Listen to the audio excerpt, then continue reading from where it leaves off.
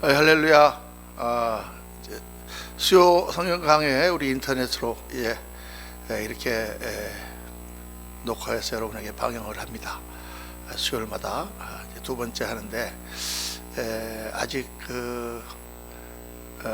우리 노이즈 프로블럼, 노이즈 문제를 약간 해결을 못해서 좀 죄송하긴 한데 계속해서 지금 우리 이영호 목사님이 노력하시고 계십니다. 곧 잘 될 줄로 믿습니다.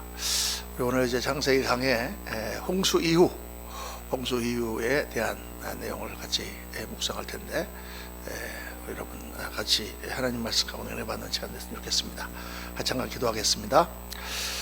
할렐루야. 감사하신 주님, 은혜를 감사합니다. 코로나 바이러스로 인해서 많은 분들이 고통을 당하고 있고 전 세계가 지금 정말 혼란 가운데 빠진 그런 상황입니다. 하나님, 그 가운데 저희들 이렇게 인터넷으로 각 처소에서 하나님 말씀을 공부합니다. 이 가운데 성령께서 역사하시고 인도하셔서 말씀 가운데 큰 은혜가 있도록 하나님 축복하여 주옵소서. 주님 감사드리며 우리 구주 예수 그리스도 이름으로 기도하옵나이다. 아멘. 홍수, 우리 대홍수와 홍수 이후, 창세기 7장부터 이제 9장까지의 내용의 말씀인데요.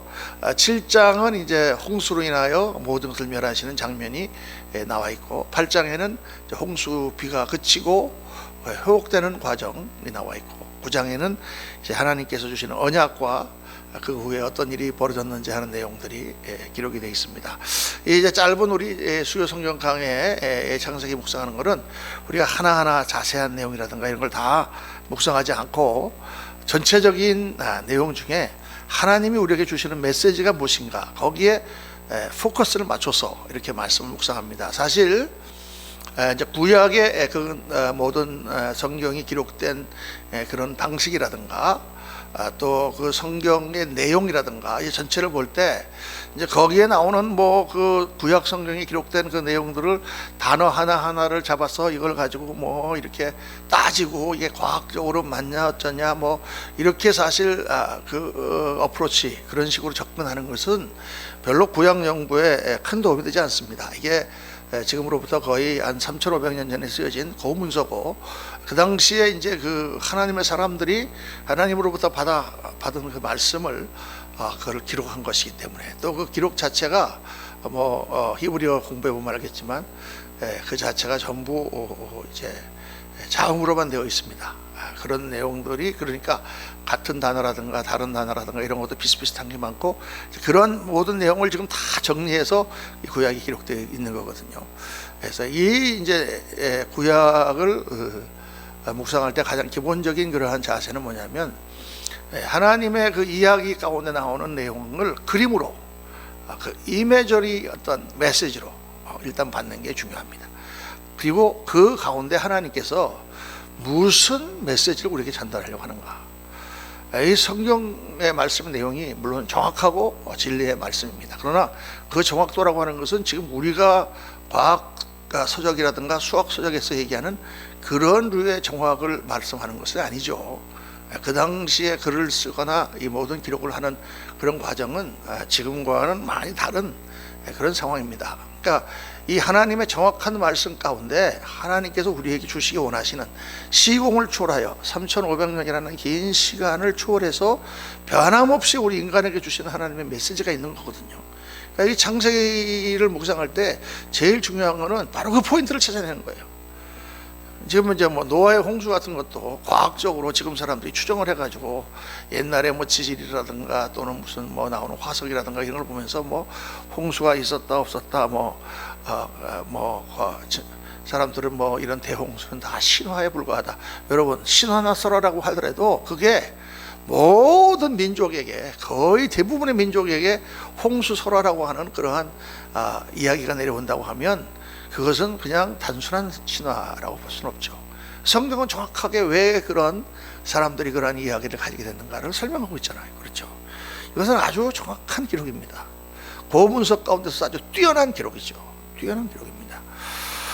그리고 지금 이제 과학의 발달함에 따라서 지금으로부터 6,7천 년 전에 이 지구상에 대홍수가 있었다고 하는 증거가 여러 곳에 나오고 있죠. 그래서 우리는 이 성경의 기록이 진실임을 믿고 믿을 뿐만 아니라 그 뭐 6, 7, 7년 전에 홍수가 있었다. 그게 무슨 그래 있었던지 안 있었던지 그게 무슨 상관이에요 우리에게.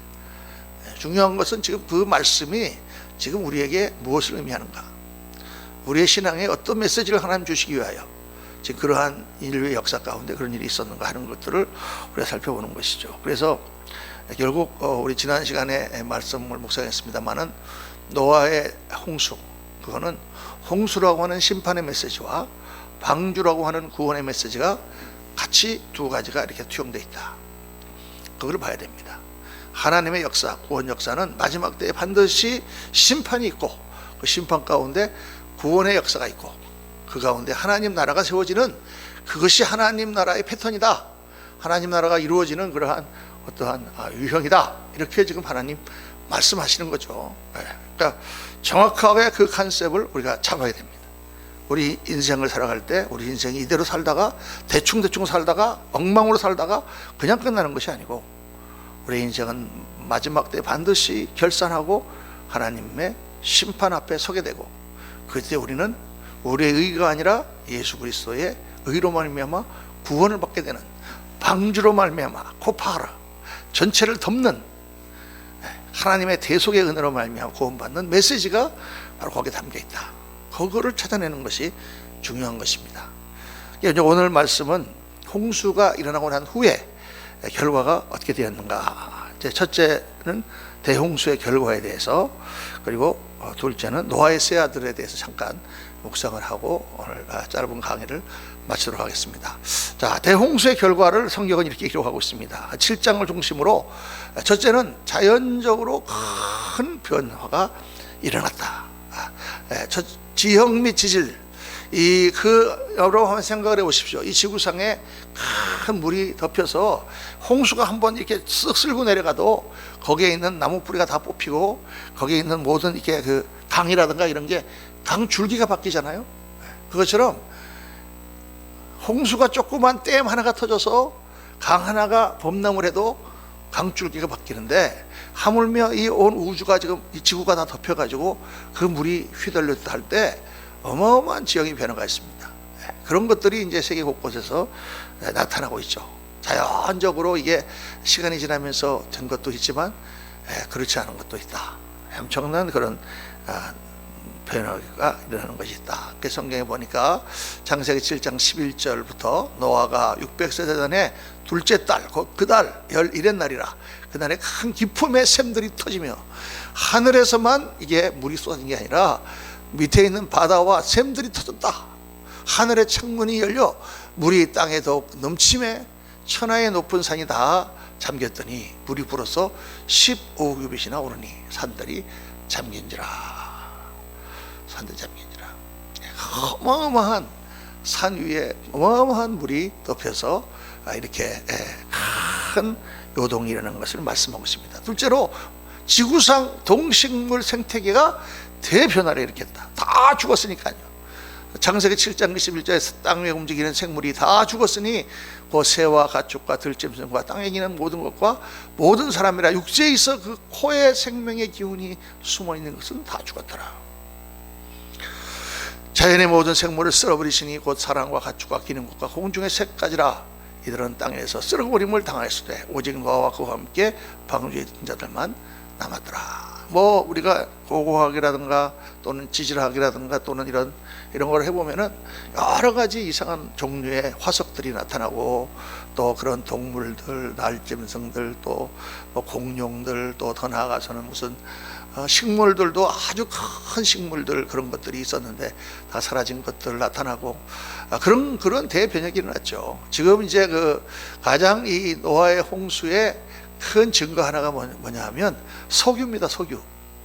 석유라는 것은 이게 어떻게 생성이 됐느냐, 어마어마한 밀림이 그게 순식간에 쓸려가지고 다 바닷속으로 땅속으로 다 꺼지는 거예요.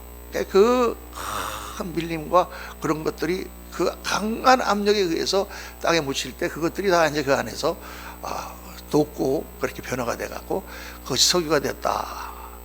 이런 학설이 지금 다 거의 정설이죠. 석유라든가 셰일가스라든가 이런 것도 다 그런 어떤 역사, 그런 것일 것이다 이렇게 주장하는 사람들이 많고, 뭐 우리가 이제 정확한 과학적인 지식이었던지 모르지만은 사람들이 얘기하는 그런 중생대 고생대 이렇게 100만 년 전, 200만 년 전, 10만 년 전 이런 거를 이렇게 우리가 사실 쉽게 지금 그렇게 받아들일 수 있는 건 아니에요. 많은 사람들이 그거가 진리인 것처럼 믿고 있지만 황당한 것도 많습니다. 공룡은 사실 중생대고 인간은 신생대, 지금 세상 사람들이 따지는 그걸 따진다면 그렇게 돼 있죠. 고생대, 중생대, 신생대 이렇게 딱 따진다 치면 중생대와 신생대 차이는 거의 100만 년입니다. 100만 년. 그럼 100만 년이 얼마나 긴 시간인 줄 아십니까? 지금 우리 인류 역사가 지금 거의 지금 10,000년도 못 됐는데, 선사시대가 사람들이 태어난 거 4만 년이다, 크로마뇽인이 얼마다, 10만 년이다 이렇게 마음대로 추정하지만 선사시대는 지금 거의 6, 7년 전밖에 안 돼요. 그런 짧은데 100만 년? 100만 년 전에 공룡이 있었다고 말이에요. 그리고 이제 그 뒤로부터 90만 년, 95만 년 뒤에 인간이 나타났는데 어떻게 공룡과 인간의 화석이 같이 발견됩니까? 같이 발자국이 나타날 수 있습니까? 그런 것들은 다 진화론자들은 빼죠. 그런 것들은 별로 가치가 없다고 생각하는데 아무리 설명해도 설명이 안 되는 것입니다. 100만 년 전에 있던 짐승을 우리가 지금 상상할 수 있을까요? 인간이 상상할 수가 없습니다. 그런데 왜 모든 나라에 용이 있습니까? 드래곤이 있죠. 서양에도 드래곤이라는 얘기가 나오고 또 동양에도 용이라는 게 나오고 거의 파충류처럼 뱀처럼 막 다리가 있고 불을 토하는 용이 있습니다. 그런 신화나 그런 설화는 어디서 나온 것일까요? 누군가 용을 본 사람이 있는 거죠. 공룡을 보았다는 얘기입니다. 그러니까 자세한 내용이 이렇다 저렇다 이야기하는 것보다도 그 가운데 우리가 어떤 메시지를 우리가 받을 것인가를 따지는 것이 좋다. 또 사계절이 그때부터 생겼다라고 성경은 말씀하고 있죠. 땅에 있을 동안에 심음과 거둠과 추위와 더위와 여름과 겨울과 낮과 밤이 쉬지 아니하니라. 그러니까 그 전에는 이런 추위와 더위와 이런 게 없었다 이렇게 추정해 볼 수가 있죠. 그래서 창조과학자들이 여러 가지 이야기를 많이 합니다. 그때는 습기가 많았고 지구 전체가 보온 효과를 가지고 있어가지고 열대 식물과 다 그런 것들이 있는 그런 상황이었는데 이게 다 쓸리면서 수증기가 다 없어지고 이제 지구의 축도 이렇게 바꿔지지 않았을까? 그때 23.5도가 기울는 게 아닐까? 이런 추정합니다. 정확한 것을 알 수가 없죠. 그러나 이제 어쨌든 엄청난 기후의 변화가 일어났다는 것입니다. 자, 이런 가운데 하나님께서 이제 9장에 들어서면서 하나님께서 이 심판을 하시고 난 뒤에 그 노아와 그 이제 후손들 인간들에게 하나님께서 언약을 하십니다. 중요한 3가지 언약을 하시죠. 그 가운데 하나님께서 어떠한 식으로 구원이 일어나시는 것을 암시합니다. 첫 번째 언약이 바로 구원의 언약입니다. 구원의 언약. 다시는 세상을 물로 심판하지 않겠다. 그리고 반드시 하나님께서 구원하시는 역사가 먼저 있다. 그거를 말씀합니다. 창세기 9장 11절에서 15절까지 말씀 보니까 내가 너희와 언약을 세우리니 다시는 모든 생물을 홍수로 멸하지 아니할 것이라. 땅을 멸할 홍수가 다시 있지 아니하리라. 하나님이 이르시되 내가 나와 너희의 및 너희의 함께하는 모든 생물 사이에 대대로 영원히 세우는 언약의 증거는 이것이니라 하고 무지개를 내가 내 무지개를 공중에 두었나니 그 무지개를 하나님께서 보여주시죠. 무지개는 이제 비가 오고 난 뒤에 그 빗방울 가운데 비추지는 건데 이 무지개를 요즘에 이제 동성애자들이나 이런 사람들이 다양성 사람들은 다 컬러가 많다 이런 걸로 쓰죠. 물론 다양성이라고 하는 면에서는 참 무지개는 여러 가지 우리가 볼 수 있는 스펙트럼의 7가지 색깔을 중심으로 한 색깔들이 다 나와 있으니까 참 아름다운 그런 것이지만은 그렇게 마음대로 갖다 씁니다만 성경에서는 이것은 바로 하나님께서 물로 이 땅을 심판하시고 난 후에 하나님께서 구원하시겠다고 하는 구원의 언약이라 이렇게 말씀을 하고 있습니다. 그래서 이 언약은 3가지 언약을 하나님이 하시는, 첫째는 구원의 언약이요, 둘째는 축복의 언약이요, 셋째는 대속의 언약입니다. 오늘 말씀에 나오는 내용이 그렇습니다. 그래서 두 번째 보면 축복의 언약. 창세기 9장 1절 3절 보면 하나님이 노아와 그 아들들에게 복을 주시며 그들에게 이르시되 생육하고 번성하여 땅에 충만하라. 땅의 모든 짐승과 공중의 모든 새와 땅의 모든 것과 바다의 모든 물고기가 너희를 두려워하여 너희를 무서워하리니 이것은 너희들의 손에 붙였음이라. 모든 산동물은 너희의 먹을 것이 될지라. 채소같이 내가 이것을 다 너희에게 주노라. 이제 처음으로 인간에게 육식을 하나님이 허락하셨다고 말씀을 합니다. 이것은 이제 하나님께서 처음에 인간을 지으시고 인간을 축복하시며 인간을 통하여 이루시고자 하는 계획, 그 계획을 다시 한번 새롭게 인간이 악하고 하나님의 뜻에 어긋난 것을 멸하시고 다시 새롭게 시작하면서, 이것은 마치 뭐와 같으냐면, 여러분 봄이 되면 이런 봄, 겨울이 되면 다 농부들이 옛날 지었던 그 땅을 불태웁니다. 불을 놔가지고 싹 불을 태우면 그 땅에 있던 벌레들이라든가 무슨 거기에 묻어있던 그런 것들이 다 죽죠. 그리고 그 이제 재가 다 일종의 섞여가지고 거름처럼 되죠. 그리고 땅을 다 걸어푼 다음에 새로 씨를 뿌리죠. 마치 그와 같은 것입니다. 하나님께서 얼마든지 그렇게 하실 수 있죠. 하나님의 뜻 가운데 그 인간을 창조하시고 그 인간을 통하여 모든 것을 다스리시는 하나님의 나라, 그 나라를 세우려고 할 때 그 인간들의 과정 가운데 모든 것을 다 쓸어버리시고 갈아엎으신 다음 새롭게 씨를 심으시는 하나님의 역사가 있다. 이게 바로 노아의 홍수고요. 그 가운데 그 모든 일을 이루시고 하나님은 노아와 그 아들들을 통하여 새롭게 역사를 시작하신다. 구원의 역사를 시작하십니다. 그리고 그들에게 복을 주시되 내가 너희를 생육하고 번성하여 온 땅에 충만하도록 하겠다. 그들에게 육식도 허락하시고 채소같이 다 너에게 주었노라. 이게 어떤 분들은 하나님의 뜻은 우리가 동물을 잡아먹으면 안 되고 또 채식을 해야 된다, 이렇게 주장하시는 분들도 있습니다. 그런데 그렇지 않습니다. 우리 신약 성경에 나오는 것처럼 하나님 주신 거 다 귀한 것입니다. 먹을 수 있는 거 다 먹는 거죠. 물론 뭐 박쥐 같은 거 먹어가지고 코로나 같은 게 퍼지면 안 되겠지만 그런 이상한 거 그게 절대 우리에게 뭐 정력에 도움이 되거나 그런 것은 아닙니다.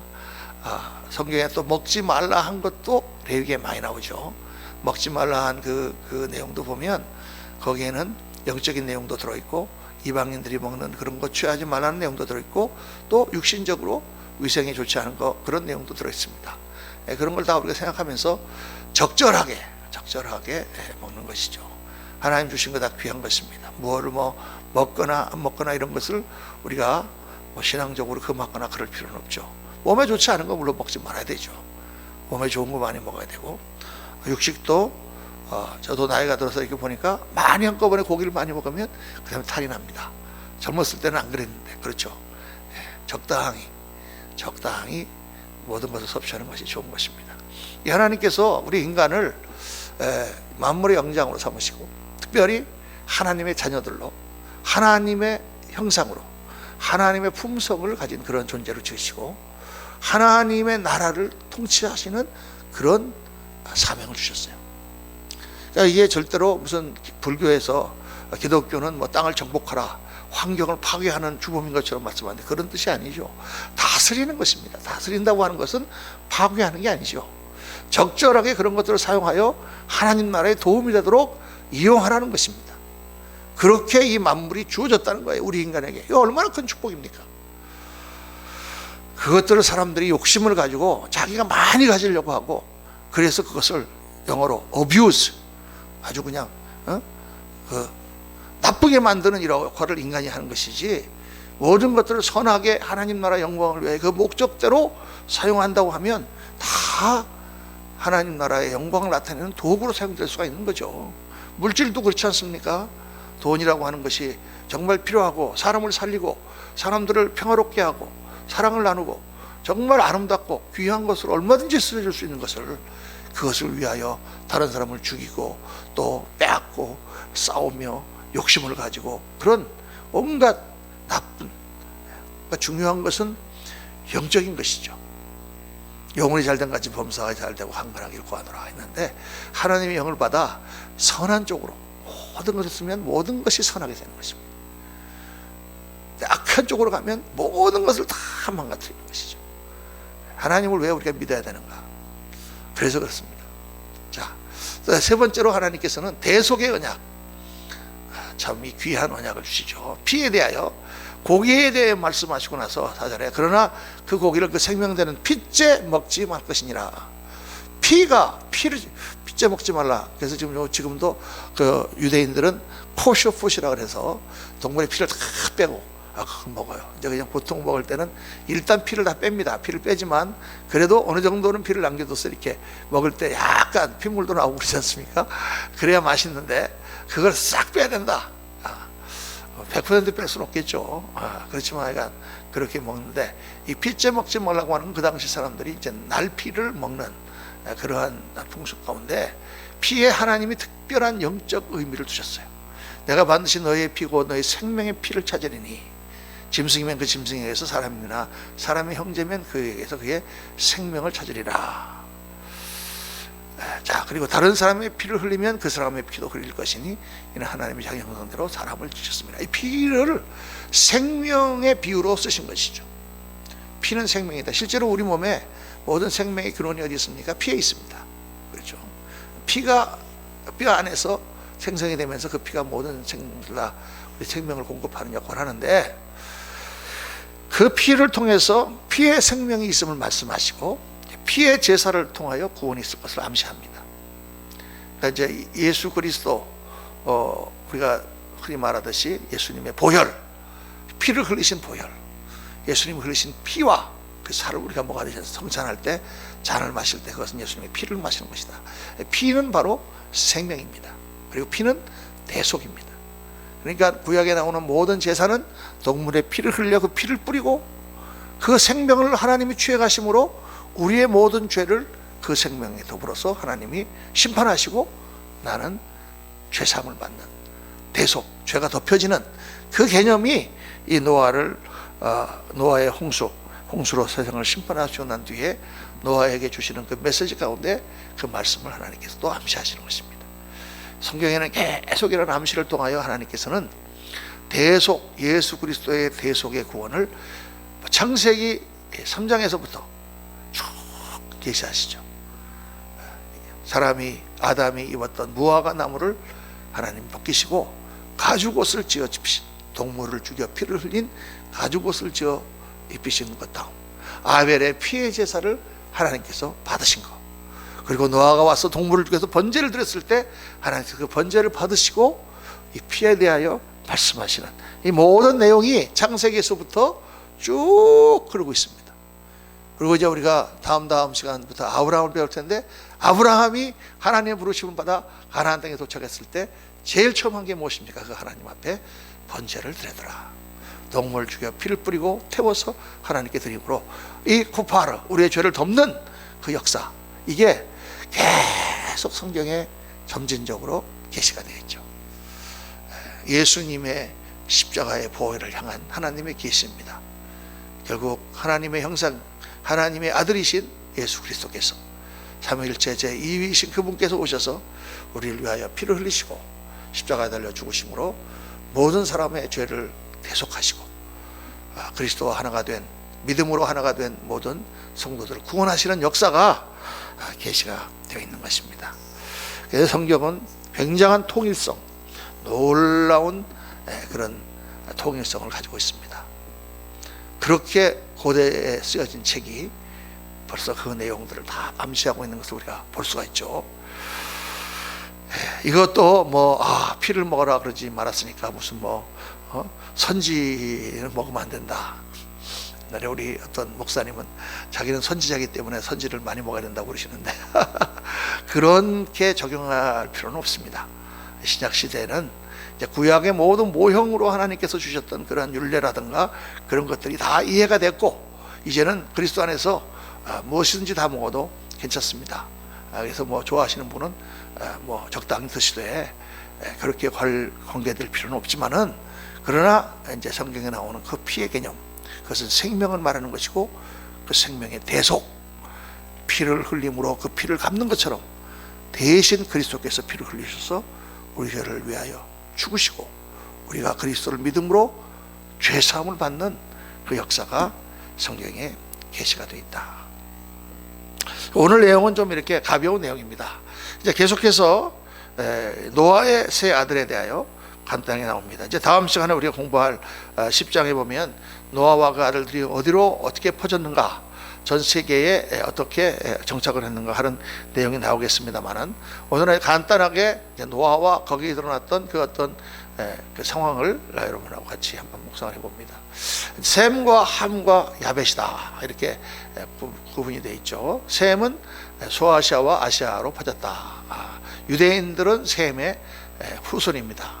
다 이제 중간에 이렇게 혼종이 돼서 지금은 뚜렷하게 구별할 수 없습니다만은, 그 셈의 자손은 그렇게 되었고, 함의 자손은 아프리카와 중동으로 퍼졌다. 또 야벳의 자손은 유럽과 러시아로 퍼졌다. 그래서 이제 흔히들 셈의 자손은 동양인, 아시아인, 함의 자손은 흑인, 아프리카인, 야벳의 자손은 유럽인, 백인, 이렇게 이제 구분하려고 하는 경향이 있습니다. 그렇게 딱 생각하면 아주 딱 맞아 떨어지죠. 그런데 성경을 읽어보면 꼭 그렇지만은 않습니다. 셈의 자손도 아시아 쪽으로뿐만 아니라 코카소스 쪽이라든가 그쪽으로 갔고, 함의 자손도 아프리카뿐만 아니라 중동, 가나안이라든가 또는 그 메소포타미아 지역에도 갔고, 야벳의 자손도 유럽과 러시아로 갔습니다. 그래서 어느 정도는 비슷할지 몰라도 꼭 그런 식으로 규정하는 것은 좋지 않습니다. 미국에서도 1700년대 그때에 노예 제도가 한참일 때 교회에서 이런 걸 가지고 흑인들은 함의 자손이기 때문에 그들은 노예로 살아도 마땅하다, 이런 식의 신학적인 논리를 폈는데 그건 옳지 않습니다. 함이 그때 저주를 받았다고 해서 지금 흑인들이 그것 때문에 저주를 받아서 그런 건 아니고, 그러나 실제로 지금 사실 그런 상황이 일어나고 있는 것은 사실이죠. 그런 예언이 아주 틀린 것은 아닙니다. 적용을 잘못하는 그것을, 그래서 그들을 노예로 삼아야 된다, 이런 것은 지금 옳지 않지만은, 지금 여전히 우리가 보면 아프리카 대륙은 혼란과 가난과 정말 전쟁과 아주 참혹한 살육의 현장입니다. 정말 어렵습니다. 우리가 선교사를 보내고 그들을 구원하고 그들을 인도하는 일을 계속 우리가 해야 되지만은, 그런 정말 저주가 있습니다. 우리가 정말 신앙생활을 잘해야 우리와 우리 자손이 복을 받고, 하나님께서 민족들을 들어서 사용하시는 그 역사를 우리가 또한 우리 경험을 해야 될 줄로 믿습니다. 우리 대한민국이 한민족이 정말 하나님께서 신앙의 자손들로 삼아주셨는데, 우리나라도 얼마나 미신을 믿고 얼마나 처참하고 살육과 부정부패가 많은 그런 나라였습니까? 하나님께서 이 마지막 때에 우리나라에 복음을 전파하시고 정말 귀한 선교사님들을 보내주시고 우리 민족을 구원하셔서 세계의 제사장 나라로 삼으시려고 하는 이 놀라운 계획을 우리가 보면서 어떻게 해야 됩니까? 정신 바짝 차려야 됩니다. 아름답고 거룩하고 정말 그리스도의 빛을 발하는 교회, 그렇게 복음을 전하는 우리 믿는 사람들이 되어야 될 줄로 믿습니다. 자, 이 가운데 이제 노아의 저주를 받은 함에 대한 얘기가 나옵니다만, 얘기의 스토리는 그렇죠. 노아가 이제 모든 것이 다 편안해지고 땅에 작물이 막 끝나고 홍수가 끝나고 이렇게 되니까 마음이 풀어져 가지고 포도주를 먹고 취해서 잠이 들었다. 노아의 잘못이죠. 노아가 신앙이 느슨해진 것입니다. 그때 함이 장막에 들어갔다가 아버지가 빨가벗고 누운 것을 봤다. 그리고는 그 빨가벗고 누운 아버지를 덮어주거나 어떻게 하려고 생각하지 않고 나와가지고 다른 형제들에게, 야, 아버지가 지금 노망이 들었나 봐, 빨가벗고 자고 있어, 술 취해가지고, 이렇게 사람들에게 얘기했다는 거죠. 그러니까 셈과 야벳이 그 얘기를 듣고 바로 옷을 가져다가 아버지를 보지 않고 뒷걸음으로 들어가서 아버지를 덮어줬다. 이 얘기 간단한 얘기 같지만은 하나님 나라를 세우는 아주 중요한 공동체 안에서의 아주 중요한 원리를 보여줍니다. 우리가 지금 생각해봐도 함이 잘못했죠. 자, 함이 아버지의 잘못을 보았을 때 왜 그는 그것을 덮어줄 생각하지 않고 나가서 그걸 까발릴 생각부터 먼저 했을까? 여러분, 우리 지금 이 시대가 그렇지 않습니까? 누가 하나가 실수하고 잘못하면 그것을 덮어줄 생각을 하지 않고 그 잘못을 지적하고 까발릴 생각을 먼저 해요.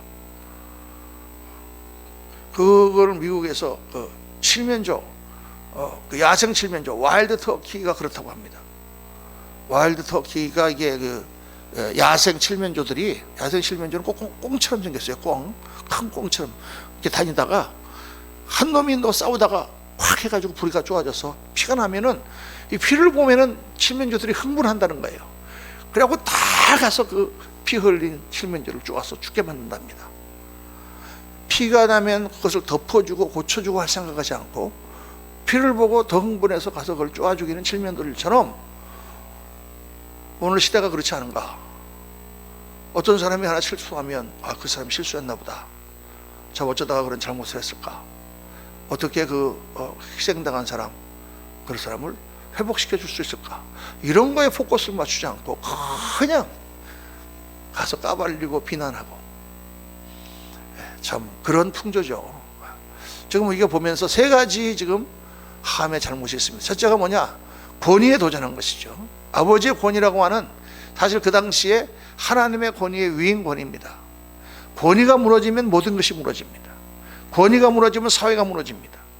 나라에는 나라의 권위가 있고, 정부의 권위가 있고, 대통령의 권위가 있고, 국무총리의 권위가 있고, 경찰의 권위가 있고, 관공서의 권위가 있고, 그 권위를 잘못 오용하고 남용하고 자기 사익을 위해서 쓰면은 그건 악한 것이지만은, 그러나 모든 백성은 권위에 순종하고 법을 잘 따라야 법의 권위가 서야 되는 것입니다. 그렇지 않으면 나라는 혼란에 빠지는 것이죠. 교회 안에는 뭐가 있어야 됩니까? 영적 권위가 있어야 됩니다. 목사님들이 먼저 하나님의 말씀대로 올바르게 살아서 영적 권위를 세워야 되죠. 사람들이 세워주는 것이 아닙니다. 내가 하나님 말씀대로 살 때 영적 권위가 서는 것입니다. 그리고 모든 백성은, 성도님들은 영적 권위에 순종해야 되는 것이죠. 노아가 술에 취해 빨가벗고 장막에 누워 잠으로 그런 스스로 영적 권위를 파괴했습니다. 그러나 그랬다고 해서 함이 가서 그것을 비난하고 사람들한테 까발리는 것은 더 나쁜 것이다. 주님 이렇게 말씀하시죠. 권위에 대한 개념이 바로 서야 공동체가 바로 섭니다. 나라의 권위가 서려면 법의 권위가 서야 됩니다. 그리고 법으로 위임받은 그런 통치자들의 올바른 권위가 서야 됩니다. 깊이 생각해 봐야 됩니다. 둘째, 관계가 혼란해진 것이죠. 다 사람과 사람 사이는 관계로 되어 있습니다. 사람 인자가 두 개의 막대기가 서로 받쳐서 서 있지 않습니까? 공동체는 관계에 있어요. 교회가 아무리 부흥하고 뜨거워도 사람들 사이 관계가 싸움이 되고 서로 간에 작은 일로 다투기 시작하면 교회 공동체는 무너집니다. 가족이 아무리 튼튼하게 돼 있어도 서로 형제들끼리 재산 갖고 싸우기 시작하면 가족 공동체는 무너집니다. 나라가 아무리 하나님이 복을 주셔도 서로 자기들끼리 무슨 지연이니 혈연이니 이런 거 갖고 싸우기 시작하면, 좌파 우파 싸우기 시작하면 나라 공동체는 무너집니다. 싸움을 안 해야 돼요. 싸움을 안 한다는 얘기가 그럼 다 참고 살란 말이냐, 이런 얘기가 아니라 또 깊이 여러분, 싸우는 것은 좋은 것이 아닙니다. 분열하는 것은 좋은 게 아니에요. 공동체는 만약에 함이, 아버지가 그렇게 실수했을 때 자기가 빨리 가서 옷을 가져다가 아버지를 덮어주고 나중에 그 이야기를 아버지에게 하고 했으면 그 관계 가운데 공동체가 섰을 것입니다. 그러나 그렇지 않고 나가서 그것을 비난하고 사람들에게 까발렸을 때 아버지와 함의 관계가 깨지고 형제들과 함의 관계가 깨지는 것이죠. 세 번째로, 그래서 공동체가 파괴되는 것입니다. 여러분, 이 말씀이 옛날 이야기 같은 그런 말씀이지만 오늘 우리에게 주시는 그 하나님의 메시지는 아주 강력합니다. 그렇습니다, 여러분. 오늘 우리 공동체가 정말 천국 공동체처럼, 요즘에 공동체라는 말을 여당도 쓰고 야당도 쓰고 많이 씁니다만, 정말 나라가 공동체인가? 우리가 다 한 몸인가? 우리가 다 한 핏줄인가? 그러면 서로를 존중하고 서로 덮어주고 정말 서로를 용납해주는 그런 분위기가 있어야죠. 상대방을 완전히 죽여서 씨를 말리려고 하는 그런 분위기로 가면 안 되죠. 그래서 어떻게 공동체가 서겠습니까? 원수가 원수를 낳고 또 그 원수가 또 원수를 갚고 끝없이 싸우는, 우리가 앞에 시간에 공부했지만 람의 것 같이 두발가인이 만든 날카로운 기계로 서로를 죽이고 싸우면서 자기를 정당화하는 그런 사회는 결코 천국 공동체가 될 수 없습니다. 오늘 이 말씀을 나와 내 가족, 교회, 사회, 나라 전체 적용하며 정말 하나님의 나라가 이 땅에 임하시옵소서 기도로 그렇게 나아가며 삶으로 실천하는 저와 여러분 되시기를 예수님 이름으로 축원합니다.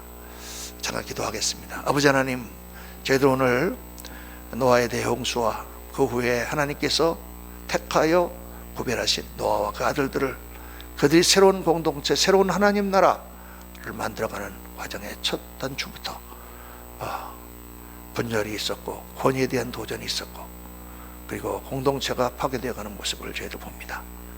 참 그것이 우리의 인간의 죄성이요 우리들의 현실임을 인정하지 않을 수가 없습니다. 저희를 믿는 자들 예수 그리스도의 대속으로 정말 구원함을 받고 하나님의 자녀가 되었는데 오늘 우리의 삶에 그리스도의 피로 우리가 다 십자가에서 죽고 자기를 부인하며 자기 십자가를 지고 나가는 그러한 삶을 통하여 다시 하나님 나라를 회복하는 귀한 역사가 일어나도록 성도님들의 가정과 우리 교회와 사회 가운데 일어나도록 하나님 역사하시고 축복하여 주옵소서. 우리 구주 예수 그리스도 이름으로 감사하며 기도하옵나이다. 아멘.